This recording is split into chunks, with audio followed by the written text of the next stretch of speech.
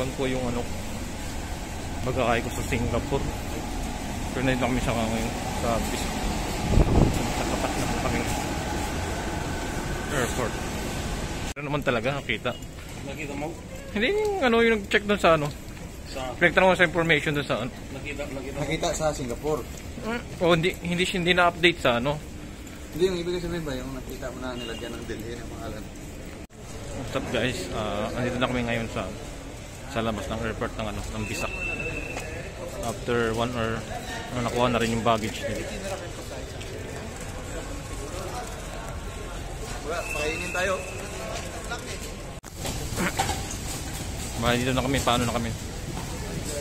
Kuha ng ano, ng kotse ng agent namin.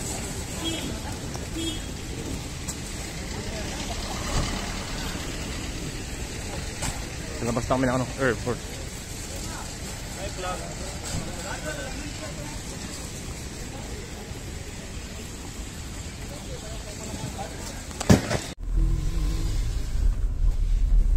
Sunod naman na Pasko tayo naman.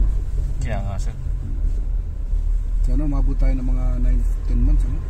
Yan. Ano ka? Kung maganda yung samahan nila ngayon, kung malalampasan pa natin, Oo, natin, mas maganda, mas mapaganda natin. Pero yan, punot doon eh. Kita mo yung mga bawat bahay, may mga revolto pa talaga. Tapos may mga parol.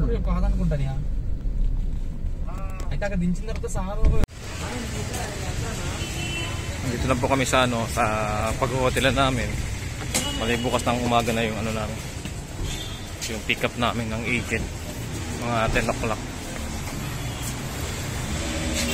Para makapagpahinga muna kami kasi medyo mahaba rin yung biyahe namin. Singapore, New Delhi, tapos dito sa Visakhapatnam.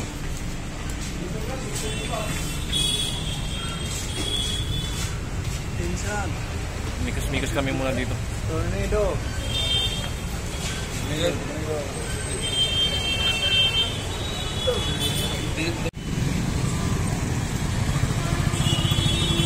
Okay, sa may ano, Visakhapatnam. Medyo naglakad-lakad ng konti.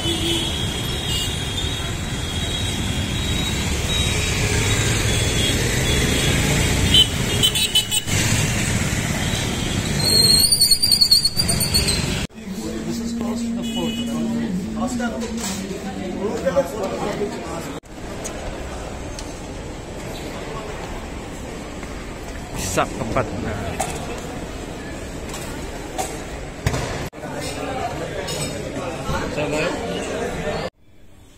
Cute naman pinag-hotelan na kami. Hindi ko alam sa po. Hinanap pa yung ano.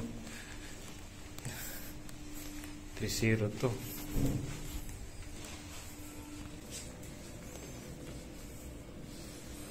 Cute ng ano ito, mga luma na gamit. 302?